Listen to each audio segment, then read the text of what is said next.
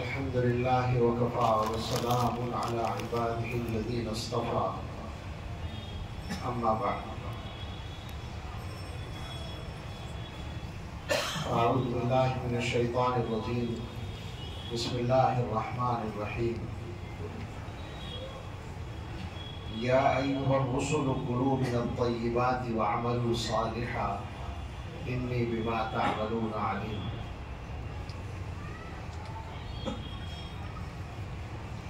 وقال تعالى وابتغ فيما آتاك الله الدار الآخرة ولا تنس نصيبك من الدنيا الآية. اللهم صل على سيدنا محمد وآله وأصحابه وبارك وسلم. اللہ تعالیٰ کا شکر ادا کرتے ہیں کہ آپ سے ملاقات اور آپ کے سامنے کچھ کہنے کی اللہ نے توفیق دی. اس وقت ذہن میں یہ مضمون ہے کہ ہماری شریعت جو اللہ نے ہمیں عطا کی ہے، جس پر ایمان اور عمل کی توفیق دی ہے، وہ عجیب و غریب، خوبصورت اور جامع شریعت ہے. اس شریعت میں انسانی زندگی کی تمام ضرورتوں کا لحاظ رکھا گیا ہے. چنانچہ باقاعدہ شریعت کے احکام کا یہ حصہ ہے کہ ایک انسان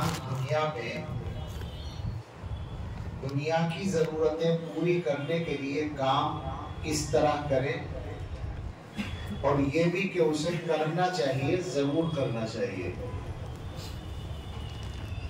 حدیث میں یہ مضمون آتا ہے، ایک دو صحابہ کے واقعات ہیں کہ وہ جنگل میں کہیں گزر رہے تھے، سفر میں کہیں پہاڑی علاقے سے، تو ان کو ایک غار نظر آیا پہاڑ میں، اور وہاں سکون تھا. تو وہ صحابی کہنے لگے کہ کیا اچھا ہوتا کہ میں کچھ بکریاں لے کے یہاں رہنے لگتا، سب سے الگ اللہ اللہ کرتا. تو رسول اللہ صلی اللہ علیہ وسلم نے فرمایا کہ نہیں، اللہ نے ہمیں راہب بننے کا حکم نہیں دیا، بلکہ اسی دنیا میں زندگی گزارو اور اللہ کا شکر ادا کرو. تو سبب اختیار کرنا دنیا کی ضرورتوں کے لیے یہ بھی گویا ہماری شریعت کا ایک جز ہے باقاعدہ. یوں تو دنیا میں سارے مذہبوں میں یہ بات تھوڑی بہت ہوگی، اور دنیا کے قانون جو انسانوں کے بنائے ہوئے ہیں ان میں تو پیسہ کمانے کی یقیناً ہم سے زیادہ کچھ چیزیں سکھائی گئی ہوں گی، لیکن ایک فرق کو آپ سمجھیں. ایک تو یہی بات ہے دیگر مذہبوں کے اور ہمارے مذہب کے درمیان کہ ہمارا مذہب دنیا کی ضرورتیں پوری کرنے کے لیے محنت کرنے کو بھی عبادت قرار دیتا ہے، کسب معاش کو بھی عبادت قرار دیتا ہے. اور احادیث میں آپ جو خرچ کی احادیث ہیں، خرچ کرنے کی، ان کو آپ پڑھیں تو پتہ چلے گا کہ اپنی ذات پر، اپنی بیوی پر، اپنے بچوں پر خرچ کرنے کا ثواب سارے صدقات سے زیادہ ہے. ہر صدقہ اس کے بعد ہے، اس خرچ کا ثواب سب سے زیادہ ہے. اور یہ بھی ہماری شریعت میں ملے گا. حضور علیہ السلام کی سیرت میں ملے گا کہ ایک صحابی پریشان ہو کر آئے اور انہوں نے کچھ سوال کیا. گھر میں کچھ بھی نہیں تھا، کھانے کو بھی نہیں تھا. حضور علیہ السلام حضرات صحابہ کے لیے باپ کی طرح تھے، سبھی کے لیے، امت کے لیے. تو حضور دے بھی سکتے تھے ان کو اور دیتے بھی تھے بہت سے اوقات میں، لیکن اس دن سکھانے کے لیے حضور علیہ السلام نے ان صحابی کو یہ فرمایا کہ تمہارے گھر میں کچھ ہے؟ انہوں نے کہا کچھ بھی نہیں ہے. حضور علیہ السلام نے فرمایا کچھ تو ہوگا. انہوں نے کہا کہ دو چیزیں ہیں، پورے گھر میں دو چیزیں ہیں. ایک پیالہ ہے جس میں پانی پیتے ہیں، قعب نشرب فیہ الماء، اور ایک کمبل ہے حلسن نبسط بعضہ ونلبس بعضہ، اس کا ایک حصہ بچھا لیتے ہیں، ایک حصہ اوڑھ لیتے ہیں شوہر بھی، بس یہ دو چیزیں ہیں۔ فرمایا لے آؤ، یہاں لے آؤ، گھر سے اٹھا لاؤ، گھر خالی بالکل۔ لوگ بیٹھے تھے، حضور نے فرمایا بھائی یہ دو چیزیں ہم بیچ رہے ہیں، کوئی خریدے گا؟ ایک صاحب نے کہا کہ ہم خریدیں گے 1 درہم میں۔ تو فرمایا بھائی یزید والا درہم، 1 درہم سے زیادہ کون دے گا؟ بولی لگتی ہے نا، اسی حدیث سے پتا چلا کہ بولی لگا سکتے ہیں قیمت بڑھانے کے لیے۔ بولی لگائی آپ نے کہ کوئی اور بڑھائے، تو ایک صاحب نے کہا 2 درہم دیں گے ہم، چلاؤ۔ ان کو وہ سامان دیا، 2 درہم ان سے لیے اور مالک کو دیے، اور ان سے کہا کہ 1 درہم کا کھانے کا سامان خریدو اور اپنے گھر میں دے دو، اور 1 درہم کی کلہاڑی خرید کے لاؤ جس سے لکڑی کاٹتے ہیں، بازار سے کلہاڑی لے کر آؤ۔ لے آئے، اپنے ہاتھ سے، مبارک ہاتھ سے حضور نے اس میں لکڑی لگائی اور پھر فرمایا کہ جاؤ جنگل جاؤ، لکڑیاں کاٹو اور بازار میں لا کر روزانہ بیچو، وَلَا أَرَيَنَّكَ 15 يَوْمًا، اور میں تمہیں 15 دن تک نہ دیکھوں۔ یعنی مجلسوں میں آنے کی ضرورت نہیں ہے، کام کرو، محنت کرو۔ 15 دن کے بعد آئے تو ان کے پاس 10 درہم بچے ہوئے تھے۔ فرمایا یہ بہتر ہے اس سے کہ تم مانگو اور قیامت کے دن تمہارے چہرے پر اس کے نشان۔ یہ بھی ہماری شریعت کا حصہ ہے کہ کمانا ہے، محنت کرنی ہے اپنے خرچ کے لیے، اپنے گھر والوں کی ذمہ داری پوری کرنے کے لیے، یہ ہماری ذمہ داری ہے۔ اور کمانے کے طریقے بھی بتائے ہیں۔ میں سمجھتا ہوں کہ اگر آپ حضرات اس موضوع پر بھی حضور علیہ السلام کی سیرت کو پڑھیں گے تو آپ کو کچھ حیرت ہوگی بعض حدیثوں کو دیکھ کر۔ ایک حدیث اتفاق سے یاد آ گئی، اگرچہ یہاں شاید اس کے مخاطب زیادہ نہ ہو، زمین والوں کے لیے ہو، لیکن ہوں گے یہاں بھی۔ زمین خریدنے کا کام تو آبادیوں میں بھی ہوتا ہے، جنگل ہی میں تھوڑی ہوتا ہے۔ آپ ذرا غور کریں کہ لوگوں کے پاس زمین ہوتی ہے، ہمارے جو کسان لوگ ہوتے ہیں وہ زمین زیادہ بیچتے ہیں، اور عام طور سے آپ نے دیکھا ہوگا کہ زمین بیچنے کے بعد سب پیسہ اڑ جاتا ہے۔ جائیداد بیچتے ہیں، کوئی دکان کر لیتا ہے، کوئی شادی میں خرچ کر دیتا ہے، کوئی مکان بنا لیتا ہے، جائیداد ختم ہو جاتی ہے۔ مکان بھی بنا لے تو چلیے کچھ تھوڑا بہت محفوظ ہوا، ورنہ تو ایسے ہی اڑ جاتا ہے۔ اور یہ ہم کسانوں والے علاقوں میں بہت دیکھتے ہیں۔ باپ کا انتقال ہوا، زمین کم ہے، 2 بھائی ہیں 3 بھائی ہیں، انہوں نے زمین کو بیچا، شادیاں کی، ان میں پیسہ خرچ کیا، یہ کہہ لیں آگ لگا دی، اور جو بچا تھوڑا سا کاروبار کر لیا۔ اور کاروبار بھی ہمارے مسلمان بھائی گجراتیوں کے علاوہ سیکھے بغیر کرتے ہیں اکثر۔ مسلمانوں کی یہ بھی ایک مصیبت ہے کہ اکثر مسلمان کاروبار سیکھے بغیر کرتے ہیں، لہٰذا جو پیسہ لگایا وہ 2 سال میں ختم۔ لیکن یہ بات اتنی یوں ہی نہیں ہے۔ حدیث میں آپ کو سناتا ہوں تو آپ کو اندازہ ہوگا کہ حضور صلی اللہ علیہ وسلم نے کہاں تک رہنمائی کی ہے۔ فرمایا کہ من باع ارضا او عقارا قمن اللہ یبارک لہ فیہ ان لم یجعلہ فی مثلہ، جو آدمی کوئی زمین یا جائیداد بیچے وہ اس کا مستحق ہے کہ اس کو برکت نہ ملے۔ آپ سمجھ رہے ہیں؟ بالکل صاف یہ الفاظ ہیں، مشکات میں حدیث موجود ہے۔ جو آدمی زمین یا جائیداد بیچے اور تو وہ اس کا مستحق ہے کہ اس کو برکت نہ ملے، سوائے اس کے اللہ ان یجعلہ فی مثلہ، سوائے اس کے کہ زمین جائیداد ہی میں لگا دے۔ یہ حدیث ہے، بتائیے تجربہ اس کی تصدیق کر رہا ہے یا نہیں؟ اگر زمین جائیداد بیچ کر زمین جائیداد ہی خریدی تو پیسہ محفوظ ہوتا ہے، ورنہ ختم ہو جاتا ہے۔ تو حضور علیہ السلام نے اس حد تک رہنمائی کی ہے کمانے کے لیے، پیسہ کمانے کے لیے، اور سب سے بڑی رہنمائی یہ ہے کہ جائز کمانا ہے، حلال کمانا ہے، یہ روح ہے سارے احکام۔ حلال کھانا ہے، اس کا پابند کیا ہے مسلمان کو۔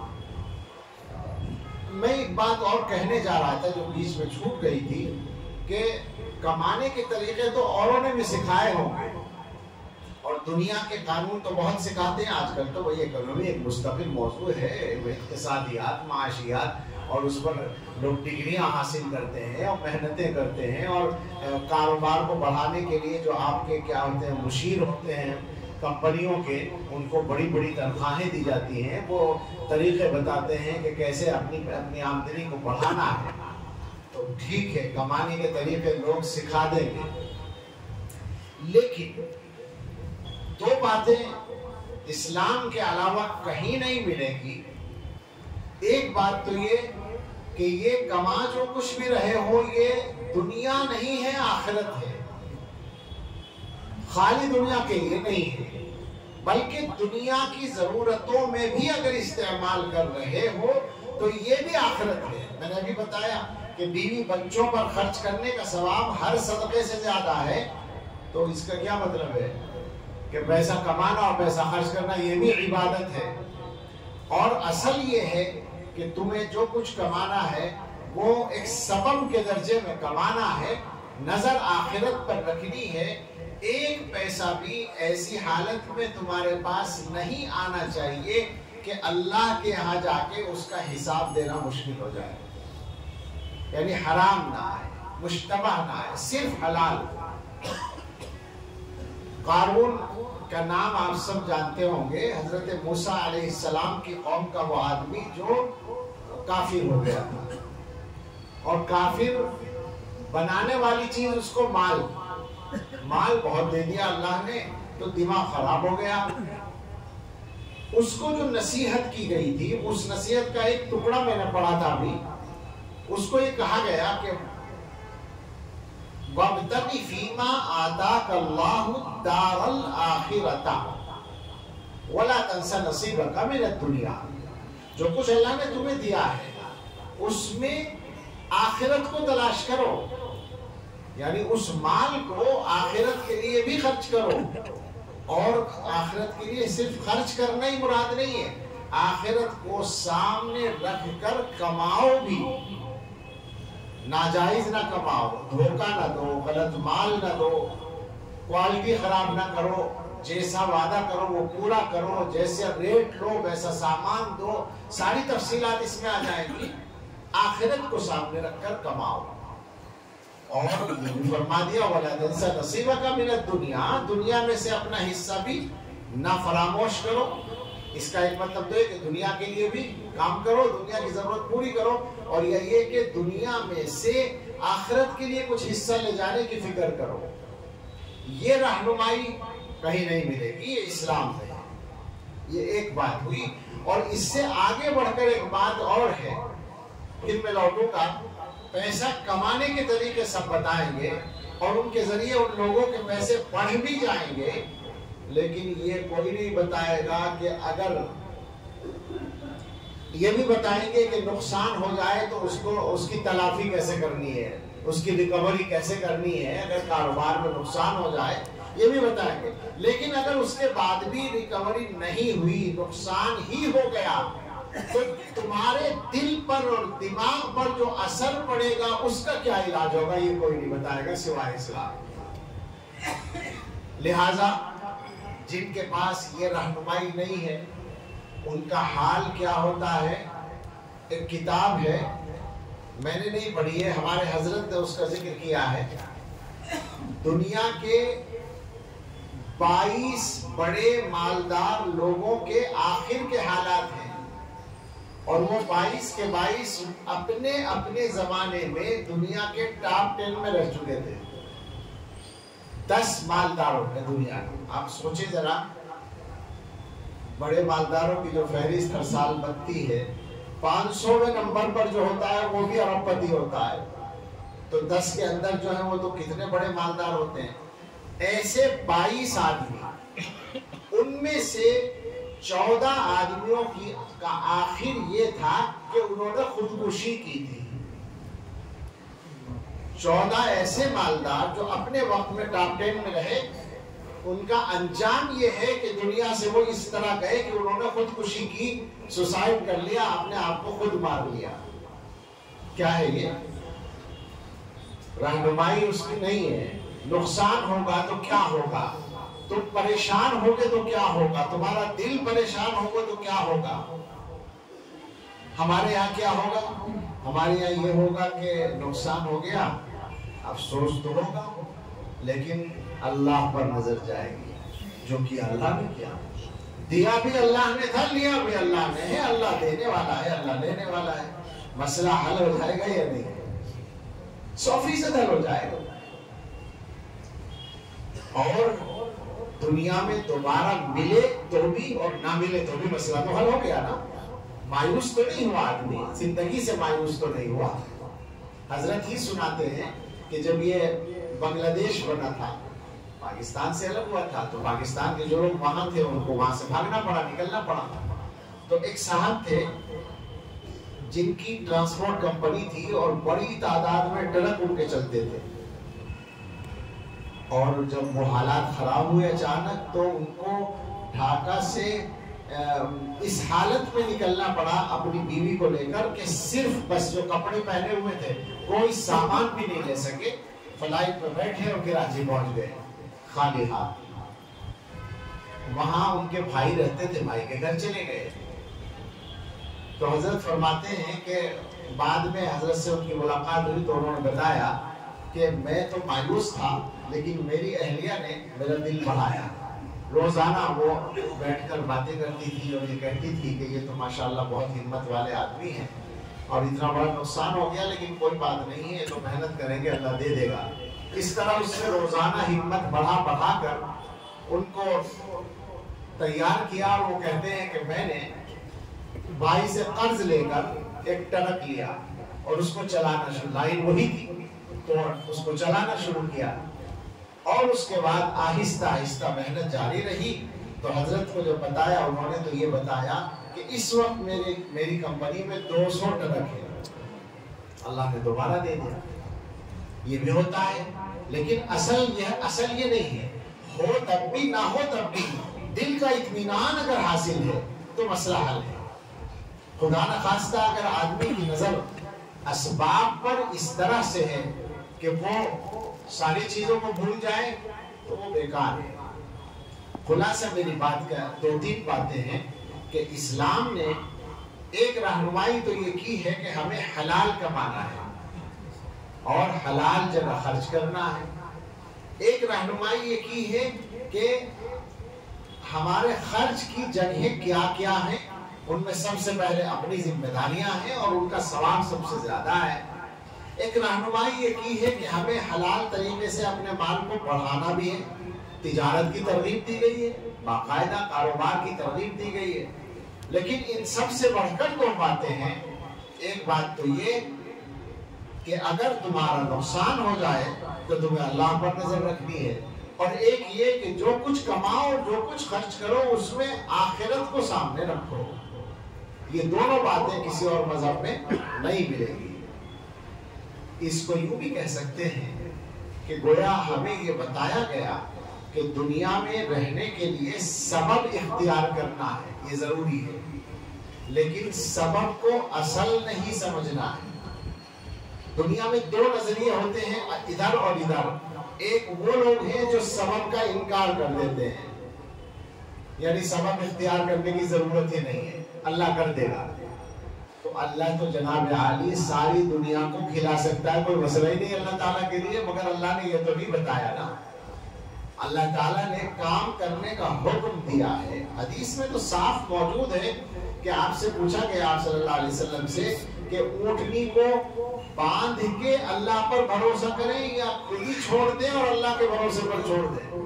تو فرمایا کہ اعقلھا وتوکل، باندھو اور پھر اللہ پہ بھروسہ کرو. باندھنے کے بعد بھی تو کوئی لے جا سکتا ہے.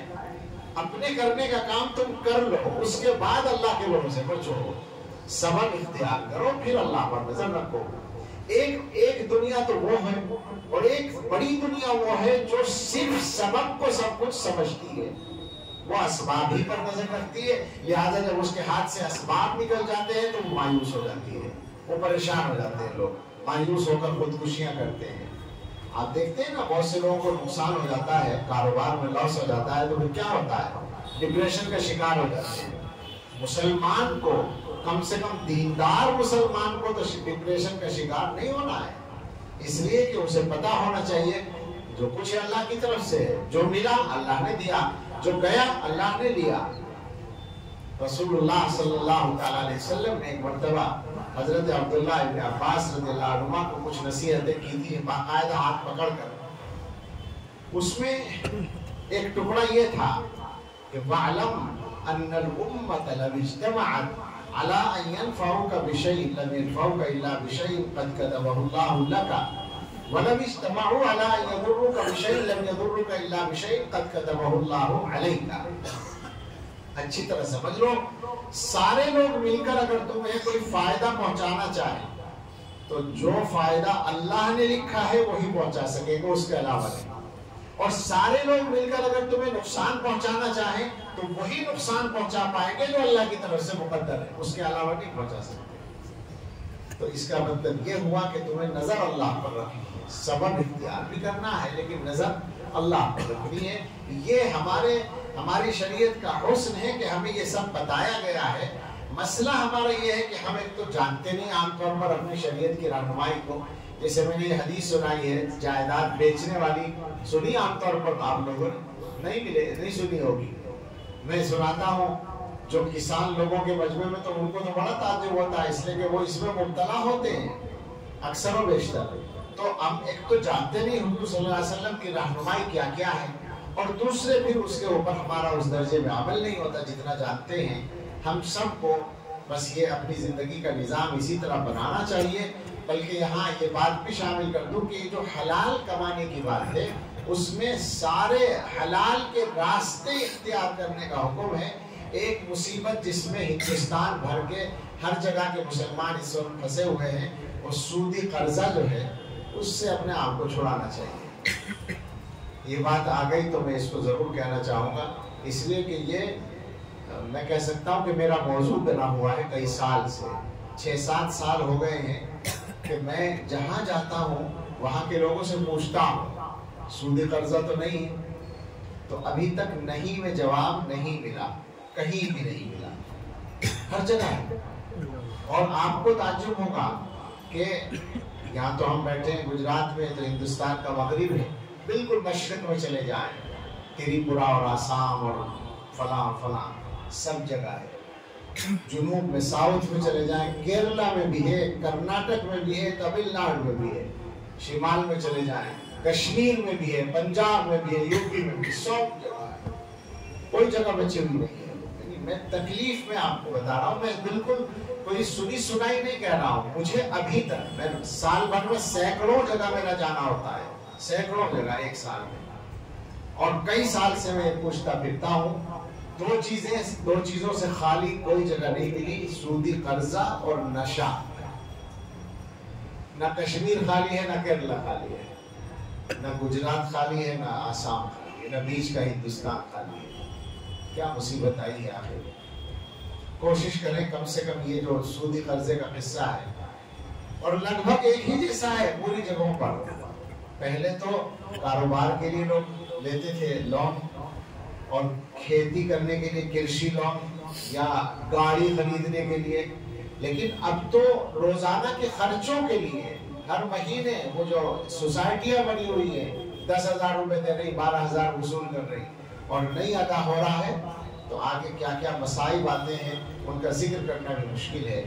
یہ بھی ایک ضرورت کی بات تھی، اس لیے زبان پر آ گئی۔ کل ملا کر یہ ہے کہ ہماری شریعت کا حسن یہ ہے کہ اس میں صرف نماز روزے کے مسئلے نہیں ہیں، بلکہ اس میں دکانداری اور بازار کے بھی مسئلے ہیں، اور ان کے لیے بھی جو رہنمائی ہے وہ دنیا کی کسی قانون میں بھی نہیں ہے، اور کسی شریعت میں، کسی مذہب میں بھی نہیں ہے۔ اللہ تعالی ہمیں ان چیزوں سے صحیح طور پر فائدہ اٹھانے کی توفیق دے، اور سارے ہی مسلمانوں کو اللہ تعالی رزق کی برکت عطا فرمائے۔ رزق کی برکت کی بات آج مجھے بات ختم کرنی چاہیے۔ رزق کی برکت کی بات آئی تو میں ایک بات اور کہتا ہوں، یہ بات بھی شاید گجراتی حضرات پر تو فٹ نہیں ہوگی، لیکن ہم جس ہمارے علاقوں میں عام طور پر ہوگی، اکثر مسلمان کاروبار کے لیے جو ضروری محنت ہے وہ نہیں کرتے، یعنی سستی کرتے ہیں، سستی کا شکار ہیں اور وقت خراب کرتے ہیں، ٹائم ضائع کرتے ہیں، اس کی وجہ سے بھی برکت نہیں آتی۔ آدمی کو محنت کرنی چاہیے، جتنی ہمت ہے، جو کام ہے جس کا وہ عام طور پر نہیں کرتے، شکایت کریں گے بے روزگاری کی، اور صبح سے رات کو سو کر 12 بجے دوپہر کو اٹھیں گے تو کیا بے روزگاری ختم ہوگی؟ سوچنے کی بات ہے، اس پر بھی دھیان کی ضرورت ہے۔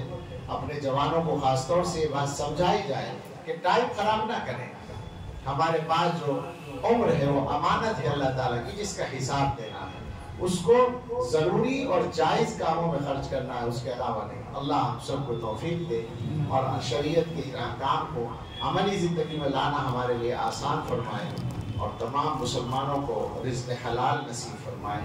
آمین۔ وآخر دعوانا الحمدللہ سبحان ربی العلی العلی الوہاب۔ اللهم صل على سيدنا محمد وآله وأصحابه وأزواجه وذرياته كما تحب وترضى عدد ما تحب وترضى۔ ربنا آتنا في الدنيا حسنة وفي الآخرة حسنة وقنا عذاب النار۔ ربنا لا تزغ قلوبنا بعد إذ هديتنا وهب لنا من لدنك رحمة إنك أنت الوهاب۔ ربنا هب لنا من أزواجنا وذرياتنا قرة أعين واجعلنا للمتقين إماما۔ اللهم إنك عفو تحب العفو فاعف عنا۔ اللهم أعنا على ذكرك وشكرك وحسن عبادتك۔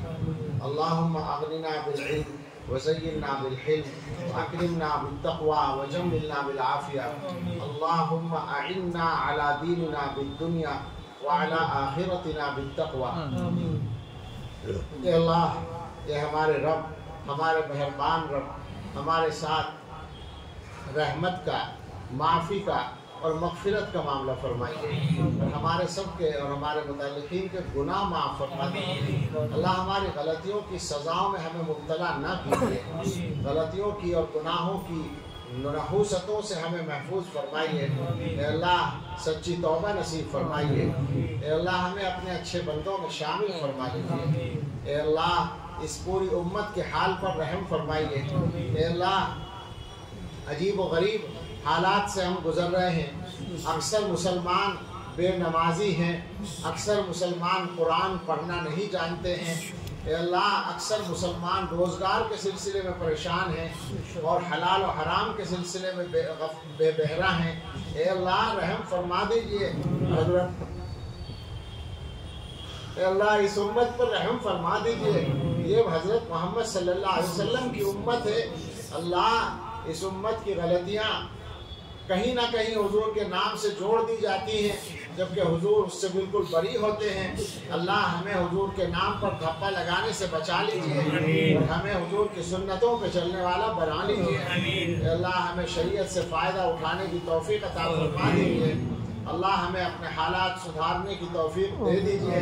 اللہ آسان کر دیجیے، شیاطین کے اثرات سے بچا لیجیے۔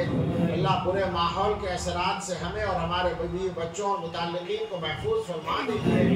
اے رب کریم طاعتوں کو آسان کر دیجیے، گناہوں کو مشکل بنا دیجیے۔ اے اللہ ہمیں اپنے اچھے بندوں میں شامل فرما لیجیے۔ اے اللہ ہم میں اور ہمارے متعلقین میں جو بیمار ہیں سب کو شفائے کامل عطا فرما دیجیے۔ اے اللہ ہم میں جو مقروض ہیں ہم سب کو قرضوں سے سبکدوش فرما دیجیے۔ اے اللہ جو بے گھر ہیں انہیں اچھے گھر دے دیجیے، جو بے اولاد ہیں انہیں اچھی اولاد عطا فرما دیجیے۔ اللہ جن کی اولاد کا کوئی مسئلہ ہے، پریشانی ہے، وہ دور فرما دیجیے۔ ہم سب کی اولادوں کے لیے ہماری اچھی تمنائیں پوری فرما دیجیے۔ اے اللہ اس امت کے دینی اور دنیاوی تمام کاموں میں خیر و برکت عطا فرمائیے۔ اللہ ہم سب سے راضی ہو جائیے اور ہمیں اپنے اچھے بندوں میں شامل کر لیجیے اللہ ہم سب کے لیے اور پوری امت کے لیے آنے والے وقت کو گزرے وقت سے بہتر بنا دیجیے اور سب سے بہتر ہمارے آخری وقت کو بنا دیجیے اللہ یہ سب دعائیں اپنے فضل و کرم سے قبول فرما لیجیے ربنا تقبل منا انك انت السميع العليم